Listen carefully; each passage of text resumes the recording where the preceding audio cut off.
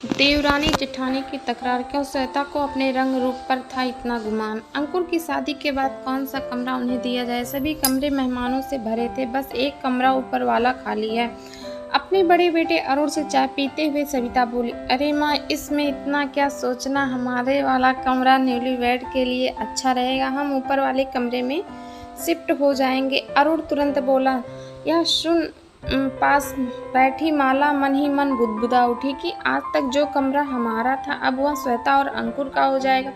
हद हो गई। अरुण ने मेरी इच्छा जानने की भी जरूरत नहीं समझी और कह दिया कि न्यूली बेड के लिए यह अच्छा रहेगा। तो क्या 15 दिन पूर्व की हमारी शादी अब पुरानी हो गई।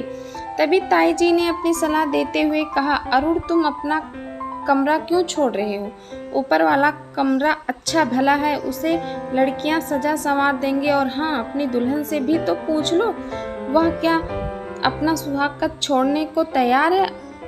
और फिर हल्के से मुस्कुरा दी। पर अरुण ने तो त्याग की मूर्ति बन झट से कह डाला, अरे इसमें पूछने वाली क्या बात है, ये नए दूल्हा दुल्हन होंगे और हम 15 दिन पुराने हो गए हैं। ये शब्द माला को उदास कर गए, पर गहमा गहमी में किसी का उस ओर ध्यान न गया। ससुराल की रीति रिवाज के अनुसार घर की बड़ी महिलाएं और नई बहू माला बारात में नहीं गई। अंततः बारात की वापसी पर दुल्हन को देखने के लिए बेसब्री से हो रही थी। गहनों से लदी छमछम करती श्वेता ने अंकुर के संग जैसे एक घर में प्रवेश किया, वैसे ही कई स्वर उभर उठे। वाह, कितनी सुंदर जोड़ी है, कैसी दूध से उजली बहू है। अंकुर की तो यही इच्छा थी कि लड़की चांद से उजली हो। बुआ साथ दूल्हा दुल्हन पर वार करते हुए बोली। माला चुपचाप एक तरफ खड़ी देख सुन रही थी। तभी सविता जी ने माला को नेक वाली थाली लाने को कहा। इसी बीच कंगना खुलाई की रस्म की तैयारी होने लगी।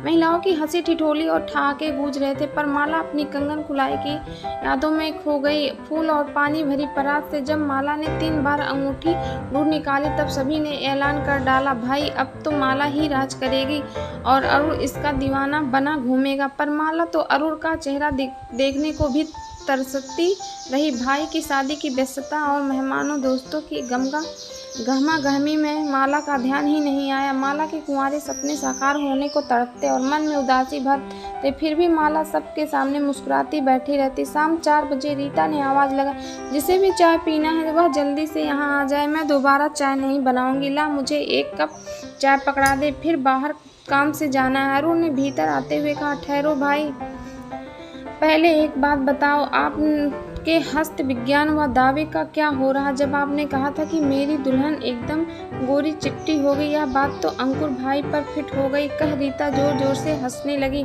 अच्छा एक बात बता, मन का लड्डू खाने में कोई बंदिश है। अरुण ने हंसते हुए कहा। तभी ताई सास ने अपनी बेटी रीता को डपट दिया, यह क्या बेहूदगी है, नई नवेली बहुएं हैं, सोच समझकर बोलना चाहिए। और अरुण, तेरी भी तो मति मारी गई है क्या, जो बेकार की बातों में समय बर्बाद कर रहा है। शादी के बाद अंकुर और श्वेता हनीमून पर ऊटी चले गए ताकि अधिकतम समय एक दूसरे के साथ व्यतीत कर सके, क्योंकि 20 दिनों के बाद ही अंकुर को लंदन लौटना था। श्वेता तो पासपोर्ट और वीज़ा लगने के बाद ही वापस जा पाएगी। हनीमून पर जाने का प्रबंध अरुण ने ही किया था। ये सब बातें माला को पिछले दिन रीता ने बताई थी। घर के सभी लोग अरुण की प्रशंसा के पुल बांध रहे थे, पर माला के मन में कांटा सा गड़ गया। मन में अरुण के प्रति क्रोध की ज्वाला उठने लगी। हमारा हनीमून कहाँ गया, अपने लिए इन्होंने क्यों कुछ नहीं सोचा, क्यों रोऊं लड़ूं क्या करूं, ये सवाल जिन्हें संकोचवश अरुण से स्पष्ट नहीं कर पा रही थी, उसके मन को लुभान कर रहे थे। समय का पहिया अंकुर को लंदन ले गया। ऐसे में श्वेता अकेलेपन अनुभव न करे, इसलिए घर का हर सदस्य उसका ध्यान रखने लगा। भांजी गीता जो उसे हर समय घेरे रहती थी, माला तो जैसे कहीं पीछे से ही छूटी जा रही थी। तभी तो माला शाम को धुंधलाके में अकेली छत पर स्वयं खड़ी बतिया रही थी। मानती हूँ कि श्वेता को अंकुर की याद सताती होगी, पर तुम्हारा ध्यान रखना और अच्छा रहेगा। अरुण आगे कुछ और कहता, उससे पहले ही माला गुस्से से चिल्ला पड़ी, उफ, यह सब के लिए आपके मन में कोमल भावनाएं, पर मेरे लिए नहीं। क्या मैं इतनी बड़ी हो गई हूँ कि मैं सबका ध्यान रखूं, खुद को भूल जाओ। मेरी इच्छाएं, मेरी कल्पनाएं, मेरा हनीमून, उसका क्या। अरुण हैरान सा माला को देखता रह गया। आज तुम्हें ये क्या हो गया माला, तुम श्वेता से अपनी तुलना क्यों कर रही हो। क्या उसके नाम का सारा परिवार उसी से चिपका रहे। यह तो कोई बात ना हुई, मैं भी तो 2 माह से यहीं रह रही हूँ। अरुण भी तो दिल्ली से सप्ताह के अंत में एक दिन के लिए आते हैं। मुझे से हमदर्दी क्यों नहीं, तभी किसी के आने की आहट से उसकी विचारधारा भंग हो गई। माला, तुम यहाँ अकेले क्यों खड़ी हो? चलो नीचे, माँ तुम्हें बुला रही हैं। और हाँ, कल सुबह की ट्रेन से दिल्ली निकल जाऊंगा। तुम श्वेता का ध्यान रखना कि वह उदास ना हो। वैसे तो सभी ध्यान रखते हैं। उफ, तुम औरतों का दिमाग की घोड़ा बिना लगाम के दौड़ता है। तुम इन छोटी छोटी व्यर्थ की बातों का बतंगड़ बनाना छोड़ो और मन शांत करो। अब नीचे चलो, सब खाने का इंतजार कर रहे हैं। वह दिन भी आ गया जब माला अरुण के साथ दिल्ली आ गई। यहाँ अपना घर सजाते संवारते उसके सपने भी संवर रहे थे। अरुण के ऑफिस से लौटने से पहले वह स्वयं को आकर्षित बनाने के साथ ही कुछ न कुछ नया पकवान, चाय आदि बनाती। फिर दोनों की गप्पों व कुछ टीवी से तुम इतना अपसेट क्यों हो गई? नहीं, मैं किसी से तुलना क्यों करूंगी। मुझे अपना स्थान चाहिए आपके दिल में। परसों कौशल्या बाई बता रही थी कि अरुण भैया तो ब्याह के लिए तैयार ही नहीं थे। वह तो माझी 3 साल से पीछे लगी थी, तब उन्होंने हामी भरी थी। तो क्या आपके साथ शादी की जबरदस्ती हुई है? और उस दिन रीता ने जो हस्त विज्ञान वाली बात कही थी, इससे लगता है कि आपकी चाहत शायद कोई और थी। पर माला ने बात अधूरी छोड़ दी। सीरियल देखते देखते रात गहरा जाती है तो दोनों एक दूसरे के आगोश में समा जाते हैं। हाँ, एक बार छुट्टी के दिन में माला ने दिल्ली दर्शन की इच्छा भी व्यक्त की थी, तो ये रोमानी घड़ियां साथ बिताने के लिए। हमारा हनीमून पीरियड है, हम फिर दिल्ली तो घूमना होता ही रहेगा जाने मन। अरुण का यह जवाब गुदगुदा गया था। शनिवार की छुट्टी में अरुण अलसाया सा लेटा था कि तभी मोबाइल बज उठा। अरुण फोन उठाकर बोला, हेलो। अच्छा ठीक है, मैं कल स्टेशन पहुंच जाऊंगा। Okay bye. किसका फोन था? चाय की ट्रे लेकर आती माला ने पूछा।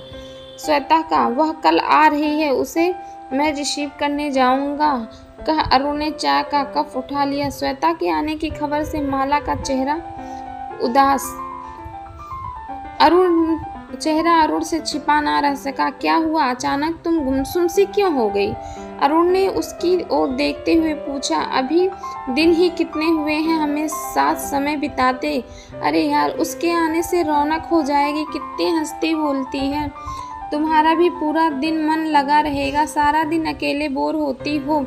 माला की बात बीच में ही काटते हुए अरुण ने कहा। माला चुपचाप चाय की ट्रे उठाकर रसोई की ओर बढ़ी। फिर वहीं श्वेता, वह क्या अपने मायके या ससुराल में नहीं रह सकती? कुछ महीने फिर चली आ रही है दाल भात में मूसलचंद। खैर, मुस्कुराहट तो ओढ़नी ही होगी, वरना अरुण ने ना जाने क्या सोचने लगेंगे। मन ही मन सोचा। माला नाश्ते की तैयारी करने लगी। छुट्टी के दिन अरुण श्वेता और माला को एक मॉल में ले गया। वहाँ की चहल पहल और भीड़ का कोई छोर ही ना था। श्वेता की खुशी देखते ही बन रही थी। भाभी, आप तो बस जब मन आए यहीं चली आया करो।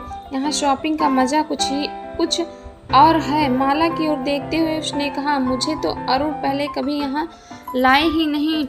यह सब तो तुम्हारे कारण हो रहा है। माला उदासी भरे स्वर से बोली। अच्छा। श्वेता का सर उत्साहित हो उठा। वही मॉल में खाना खाते हुए श्वेता की आंखें चमक उठी। बोली, वाह, खाना कितना स्वादिष्ट है।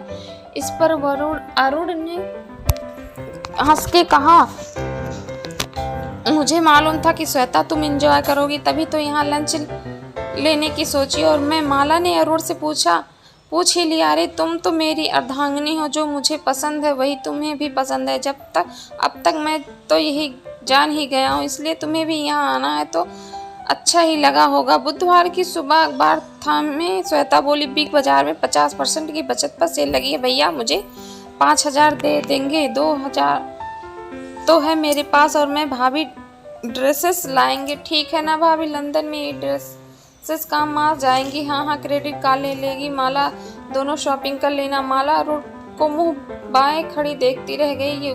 ये क्या हुआ? जिन्होंने कहा था पहले शादी में मिले ड्रेसेस का यूज करो, फिर नहीं खरीदना।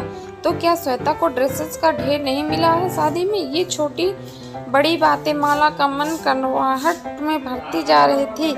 उस दिन तो माला का मन जोर से चिल्लाना चाहा, पर श्वेता बिस्तर में सुबह 9 बजे तक चैन की नींद ले रही थी और वह रसोई में लगी हुई थी। तभी अरुण ने श्वेता को चाय देकर जगाने को कहा। वह जानती थी कि अरुण को देर तक बिस्तर में पड़े रहना पसंद नहीं है। फिर श्वेता तो कुछ भी क्यों ना कहा जाता। मन में उठता विचारों का ज्वार सुहाग रात की ओर बहा ले गया। मुझे तो प्रथम मिलन की रात्रि में प्यार के पलों में पहले संस्कार, परिवार के नियमों आदि का पाठ पढ़ाया था वह।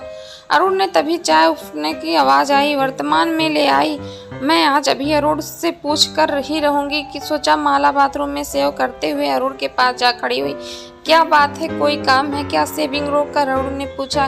क्या मैं जबरदस्ती आपके गले मड़ी गई हूँ? क्या मुझे कोई अच्छाई नहीं? अरुण हाथ में सेविंग ब्रश लिए हैरान सा खड़ा रहेगा, पर माला बोलती रही, हर समय बस श्वेता श्वेता। मुझे तो परंपरा निभाने की बात करते रहे, इसका बिंदासपन अच्छा लगता है।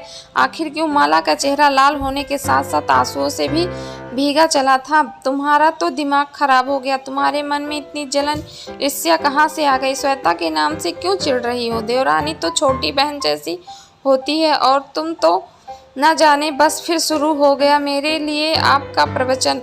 उसकी हर बात गुणों से भरी होती है, मेरी बुराई से कहाँ पांव पटकती। माला अपने कमरे में चली गई। अरुण बिना नाश्ता किए लंच टिफिन लिए ऑफिस चला गया। उस दिन माला को माइग्रेन का अटैक पड़ा। सिर दर्द धीरे धीरे बढ़ता उसकी सहन शक्ति से बाहर हो गया। उल्टियों के साथ साथ चक्कर भी आ रहा था। श्वेता ने मेडिकल किट छान मारी, पर दर्द की कोई गोली नहीं मिली। उसने अरुण को फ़ोन किया कि सेक्रेटरी ने बताया कि वो मीटिंग में व्यस्त हैं। इधर माला अपना सिर पकड़ रोए जा रही थी। तभी श्वेता 10 मिनट के अंदर ऑटो द्वारा मेडिकल स्टोर से दर्द की दवा ले आए और कुछ मान मनुहार तथा कुछ जबरदस्ती से मालो को दवाई खिलाई। माथे पर बाम मल कर धीरे धीरे सिर माथे को तब तक दबाती रही जब तक माला को नींद नहीं आ गई। करीब 2 घंटे बाद माला की आंखें खुली। तबीयत में काफी सुधार था, सिर्फ हल्का लग रहा था। उसने उठकर इधर उधर नजर दौड़ाई। श्वेता 2 कप चाय व स्नैक लेकर आ रही थी। अरे भाभी, आप उठो नहीं, यह लो चाय और कुछ खा लो। शाम के खाने की चिंता मत करना, मैं बना लूँगी। हाँ, आप जैसा तो नहीं बना पाऊँगी, पर ठीक ठाक बना लूँगी, कह उसने चाय का प्याला माला को थमा दिया। माला श्वेता के इस व्यवहार को देखकर उसे ठगी सी दिखती रह गई। क्या हुआ भाभी, मुझे माफ़ कर दो। श्वेता, मैंने तो ना मालूम क्या क्या सोच लिया था, तुम्हें प्रतिद्वंदी के रूप में देख रही थी। नहीं नहीं भाभी, और कुछ मत कहिए आप।